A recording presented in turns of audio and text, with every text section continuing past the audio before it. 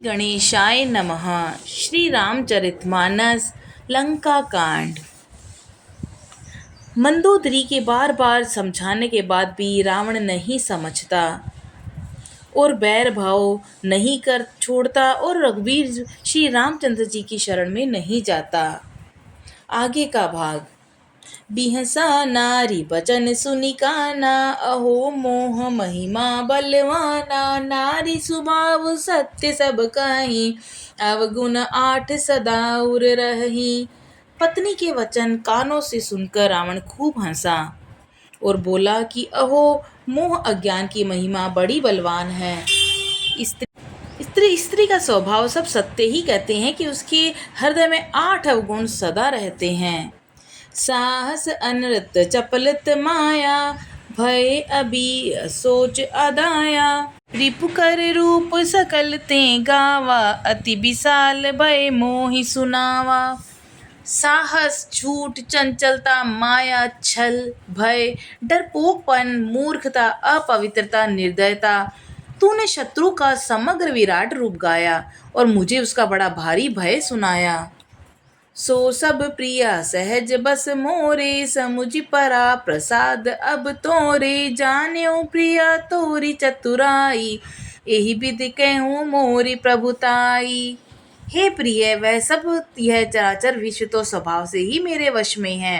तेरी कृपा से मुझे यह अब समझ पड़ा। हे प्रिय, तेरी चतुराई में जान गया कि तू इस प्रकार इसी बहाने मेरी प्रभुता का बखान कर रही है। तब बत कहीं मुगूढ़ मृग लोचनी, समुझत सुखत सुनत भय मोचनी। मंदोदरी मन महु अस ठयऊ, पियहि काल बसमति भ्रम भयऊ। हे मृगनयनी, तेरी बातें बड़ी ही रहस्य भरी हैं, समझने पर सुख देने वाली और सुनने में भय छुड़ाने वाली हैं।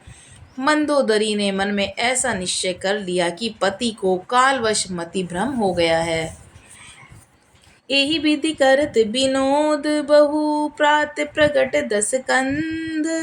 सहज असंक लंक पति संभागयो मद अंध। इस प्रकार अज्ञानवश बहुत से विनोद करते हुए रावण को सवेरा हो गया। तब स्वभाव से ही निडर और घमंड में अंधा लंकापति सभा में गया। फुलई फरई न बेत जतपि, सुधा बरसहि जलद। मूरख हृदय न चेत जों, गुर मिलहि बिरंच सम। यद्यपि बादल अमर सा जल बरसाते हैं तो भी वेद फूलता फलता नहीं। इसी प्रकार चाहे ब्रह्मा के समान भी ज्ञानी गुरु मिले तो भी मूर्ख के हृदय में ज्ञान नहीं होता। इहाँ प्रात जागे रघुराई, पूछा मत सब सचिव बोलाई। केहूँ बेगी का करई उपाई, जामवंत कह पद सिरुनाई। यहाँ सुबेल पर्वत पर प्रातः काल श्री रघुनाथ जी जागे और उन्होंने सब मंत्रियों को बुलाकर सलाह पूछी कि शीघ्र बताइए अब क्या उपाय करना चाहिए। जामवान ने श्री राम जी के चरणों में सिर नवाकर कहा, सुन सर वर्ग सकल उर्वासी, बुद्धि बल तेज धर्म गुण राशि। मंत्र कहूँ निज मति अनुसारा, दूत पठाई बाली कुमारा। हे सर्वज्ञ, सब कुछ जानने वाले, हे सबके हृदय में बसने वाले अंतर्यामी, हे बुद्धि बल तेज धर्म और गुणों की राशि, सुनिए। मैं अपनी बुद्धि के अनुसार सलाह देता हूँ कि बाली कुमार अंगद को दूत बनाकर भेजा जाए। नीक मंत्र सबके मन माना, अंगद सन कह कृपा निधाना। बाली तनय बुद्धि बल गुण धामा, लंका जाऊं तात मम कामा। यह अच्छी सलाह सबके मन में जच गई। कृपा के निधान श्री राम जी ने अंगद से कहा, हे बल बुद्धि और गुणों के धाम बाली पुत्र, हे तात, तुम मेरे काम के लिए लंका जाओ। बहुत बुझाई तुमई का कहूँ, परम चतुर मैं जानत ऐहूँ। काजु हमारे तासु हित होई, रिपुसन करहूँ बत कहीं सोई। तुमको बहुत समझाकर क्या कहूँ, मैं जानता हूँ तुम परम चतुर हो। शत्रु से वही बातचीत करना जिससे हमारा काम हो और उसका कल्याण हो। प्रभु आज्ञा धरि शीस चरण, बंदी अंगद उठेऊ। सोई गुण सागर ईस राम, कृपा जा पर करेऊ। प्रभु की आज्ञा सिर पर चढ़ाकर उनके चरणों की वंदना करके अंगद जी उठे और बोले, हे भगवान श्री राम जी, आप जिस पर कृपा करें वही गुणों का समुद्र हो जाता है। स्वयं सिद्ध सब काज नाथ, मोहि आदर दीयऊ। अस बिचारी जुबराज तन, पुलकित हर्षित हियऊ।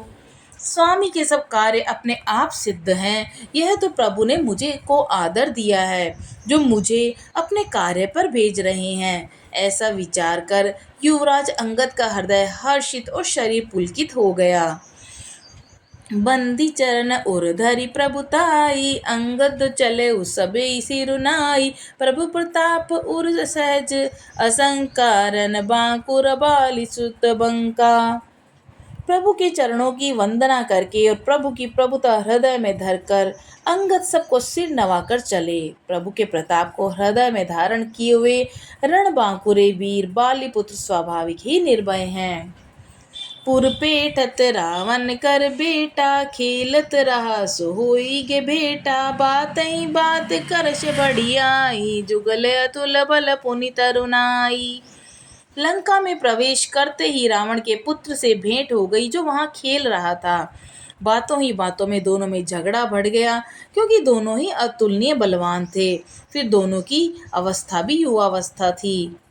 तेई अंगद कहूलात उठाई, गई पद पट केहू भूमि भवाई। निश्चर निकर दे की भट्ट बारी, जय तय चले न सकई पुकारी। उसने अंगद पर लात उठाई और अंगद वहीं पैर पकड़कर उसे घुमाकर जमीन पर दे पटका और मार गिराया। राक्षस समूह भारी योद्धा देकर जहां तहां भाग चले, वे डर के मारे पुकार भी न मचा सके। एक एक सन मर मुन कही, समुचिता सुबद चुप करि रही। भयो कोलाहल नगर बजारी, आवा कपिलंका जय सारी। एक दूसरे को असली बात नहीं बतलाते, उस रावण के पुत्र का वध समझकर सब चुप मारकर रह जाते हैं। रावण पुत्र की मृत्यु जानकर और राक्षसों को भय के मारे भागते देखकर नगर भर में कोलाहल मच गया। जिसने लंका जलाई थी वही वानर फिर आ गया है। अब धो कहा करई कर तारा, सबित सब करई बेचारा। बिन पूछे मगु देखे दिखाई, जेहि बिलोक सोई जाय सुखाई। सब अत्यंत भयभीत होकर विचार करने लगे कि विधाता अब न जाने क्या करेगा। वे बिना पूछे ही अंगद को रावण के दरबार की राह दिखा देते हैं।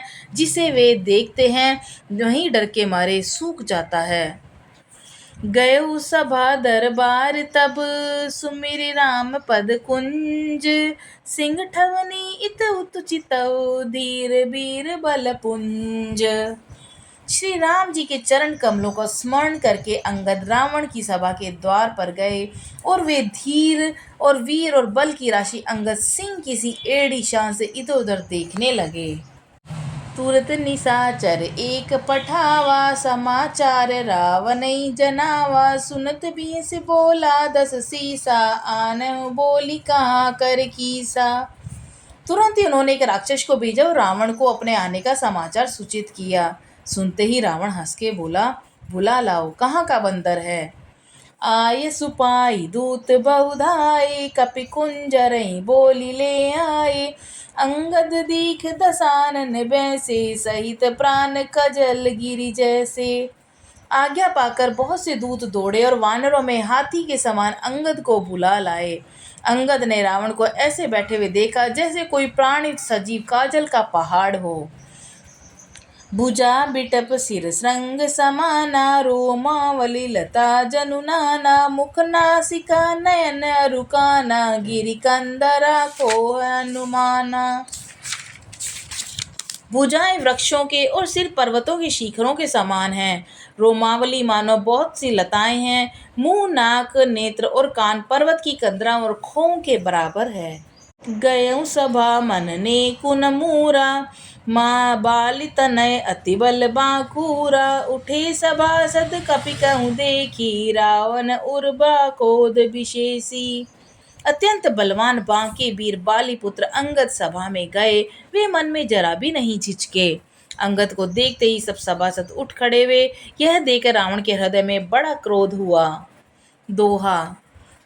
जथा मत गज जूथ महु पंचानन चली जाई। राम प्रताप सुमीरि मन बैठ सभा सिरुनाई। जैसे मतवाले हाथियों की झुंड में निशंक होकर सिंह चला जाता है, वैसे ही श्री राम जी का प्रताप हृदय में स्मरण कर वे निर्भय सभा में सिर नवाकर बैठ गए। सियावर रामचंद्र जी की जय। पवन सुत हनुमान जी की जय।